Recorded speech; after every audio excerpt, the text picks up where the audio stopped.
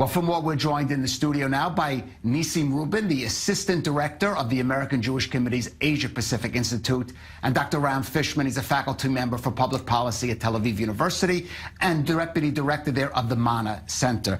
Nissim, if I could start with you. Sure.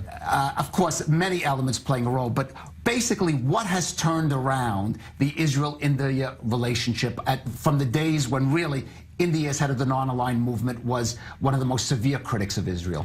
Shalom and namaste. Thank you for having me here. I think the end of the Cold War in 1990, the beginning of opening of ties between Israel and Russia, China, India, opened these new avenues. And especially in India, it is across party lines. There is a realization that Israel is indeed a key strategic ally. And I think there was one incident that Indian politicians and defense planners cannot forget. In 1999, when India was facing the Kargil war with Pakistan, where Pakistani terrorists had got into the Kargil hills, and India was not losing, but not winning either, the Defense Minister's Director General came to Delhi and said, "Tell us what you want, we'll see about the price later." That gave the confidence to Indian leaders and politicians and defense planners that Israel will stand by us in our hour of need. And when India did the nuclear tests in 1999, and almost the entire Western world put sanctions, only 4 countries did not put sanctions: Israel, Russia, France. So only 3 countries. Okay. So. Dr. Fishman, I know you're an expert in areas of sustainability, water, agriculture. These are key areas for Israel-India cooperation. What does India want out of Israel in these fields, and how much can Israel give to it? India has hundreds of millions of farmers, and every one of them is desperate for water to irrigate their crops. India has to increase its productivity. Its water resources are running out. The climate is changing. So India really needs a revolution in the way it uses water, in the way it grows crops. And Israel has that experience. Israel has that technology. So that's why it's a key item on the agenda for this visit and for Indo-Israeli relationship. Israel has a lot to offer, by the way, not just in terms of its technologies, but also in terms of its spirit of innovation, entrepreneurship, its young people. And so young Israelis and Indians together, the private sector, government, and academia working together, can really make a breakthrough in this regard. Listen, getting back to you just a second, Prime Minister Modi, you spoke about India's change. What is it about Prime Minister Modi individually, specifically, that makes him, it seems, an advocate of building this relationship with Israel? You know, I come from the state of Gujarat, where there is still a small community of 120 Jews living there. And Prime Minister Modi, before 2014, was the chief minister of our home state. And my family and the community has known him since those days.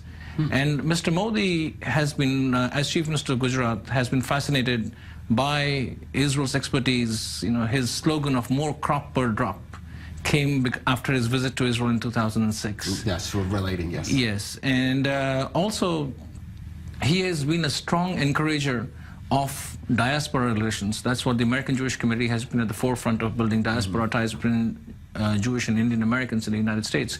There is a lot of goodwill that exists in the 30 million strong Indian diaspora that is politically, economically powerful in key Western countries, and the Jewish community. And also in India, the goodwill and support for Israel is the highest in the world. A Ynet poll in 2009 showed that 60% of Indians strongly voted in favor of close, warm ties with Israel. Okay. Dr. Fishman, goodwill, good intentions, but with India, often all the best goodwill and good intentions should sometimes founder on the bureaucracy of India, of the political problems, the internal political problems, the divisions in the country. Is it going to be possible for Israel to make those inroads you talked about, faced with these kind of obstacles? It's definitely not going to be easy. It's a huge challenge. But let's keep 2 things in mind. First of all, 20 years ago, everybody kept saying about how the Indian economy is never going to grow.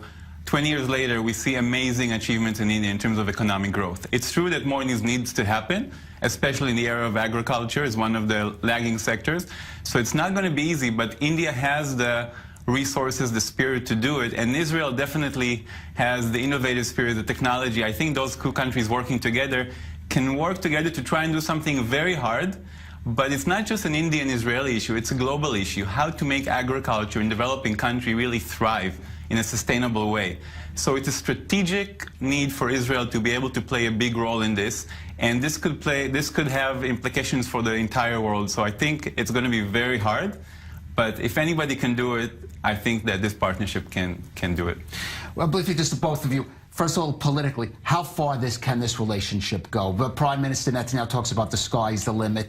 Is India, for example, at the United Nations going to defend Israel in the face of attacks regarding its Palestinian policies? I think Prime Minister Netanyahu is very right. The sky is indeed the limit as far as the ties go, economically, militarily, but also the people-to-people ties.